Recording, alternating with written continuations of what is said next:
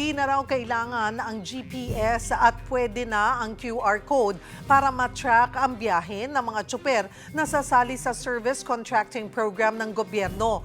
Yun nga lang, may ibang driver na wala namang cellphone. Magbabalita si Mobile Journal, Ivan Tarinque.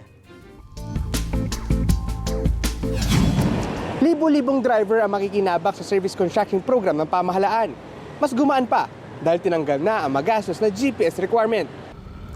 Umarangkada na kahapon ang service contracting program ng gobyerno. Layo nitong umalalay sa mga public utility driver na umaaray sa mataas na presyo ng petrolyo. Kasabay nito, inanunsyo ng Land Transportation Franchising and Regulatory Board o LTFRB. Tinanggal na ang GPS requirement para sa mga lalahok sa programa. Pero ang kapalit, QR code na ang gagamitin para i-track ang mga biyahe.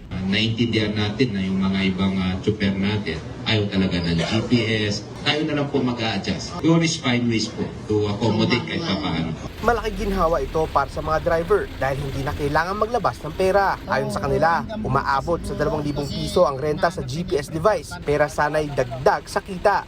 Maaaring makakatipid kasi siyempre kung sa QR code, kung wala ka namang babayaran, di okay lang kaysa doon yung may babayaran ka na renta, malaking bagay na rin yung sa amin. Pero hindi lahat kampante. Ilang driver nag-aalangan sa bagong sistema. Unang beses daw kasi na QR code ang gagamitin para kwentahin ang biyahe, hindi GPS. May isa pang problema, hindi lahat ng driver may cellphone na kaya mag-scan ng QR code. Palagay ko 50-50. Di ko pa nasubukan yung QR code, di ko sakali.